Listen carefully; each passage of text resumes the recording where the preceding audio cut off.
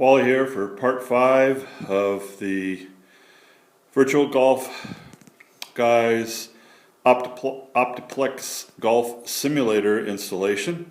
And today we're going to look at the screen installation and testing the projector to get an idea of what the appropriate distance is going to be to mount the projector on the ceiling from the screen. So that's what we're going to be doing now.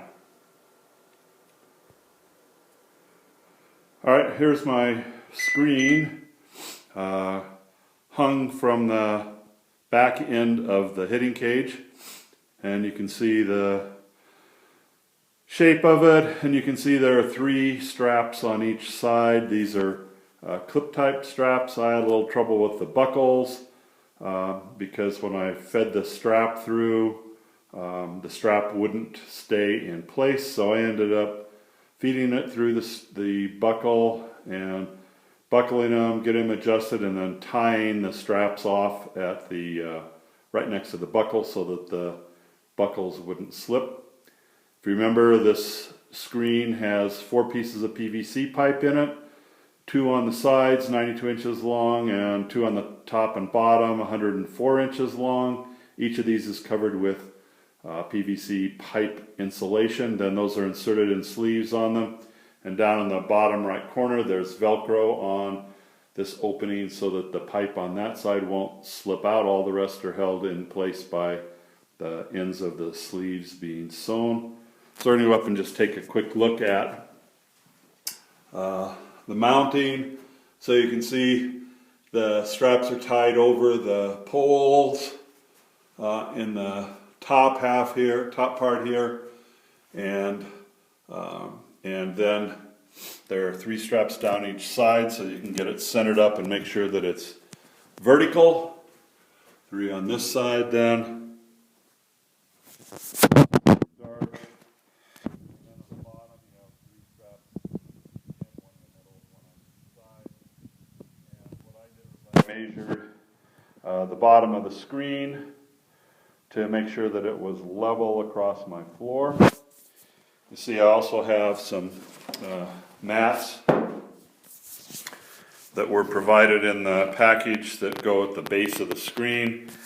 So I'm not sure exactly how those are supposed to be installed, but what I've done is just, right now I'm going to set them up against my bottom pipe, against the bottom of the below the bottom of the screen, and my hope is at least that that'll keep balls that are topped, not by me of course, but by other people using the simulator, from banging into the pole at the bottom.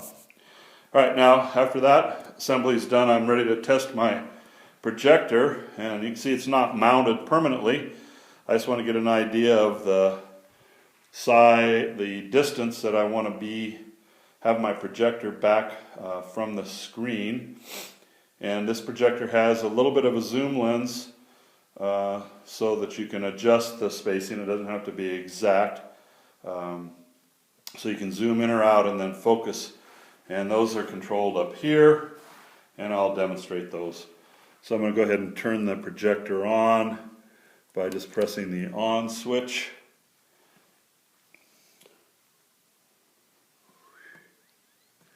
And it's powering up now.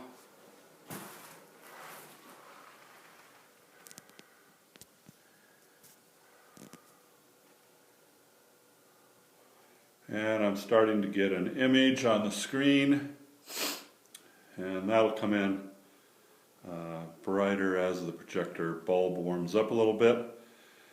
And I've got it set about where I want it right now.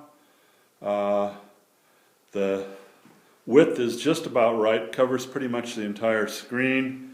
I can't really adjust the up and down anymore while it's sitting on this box. Right now the image is off the top of the screen, but if you can see, if I would lift the back of the projector some, I can get it so that it pretty well fills the screen. So when I get my permanent mount, I will adjust that up and down so that it fills the screen up and down.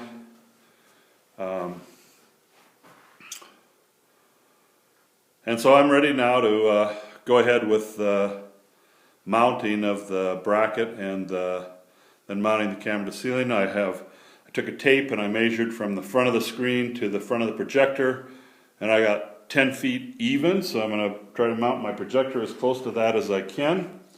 Let's look at the mount parts here. So this is a mounting bracket that's actually going to mount onto the projector, and you put bolts through these 4 holes in these arms into the screw holes on the bottom of the projector. And of course my projector is going to be mounted with the bottom of it facing up, so that the controls are on the downside so you can get to them if you need. So it's actually going to be mounted like that, and the projector will hang off the bottom of this where the carpet is right now. This is the portion of the mounting bracket that goes onto the ceiling, and I'm going to mount it to a stud. I just happen to have a stud in an appropriate location for that. And then it's got a pivot, so you have to be sure to mount that facing the screen so that you can adjust the up and down on your projector to make sure that it's filling the screen top and bottom. There is an extension arm which comes with it, and I haven't decided if I'm going to use that or not. I'd prefer not to if I can get away not using it, because then it's not going to stick down as far from the ceiling, less risk to it.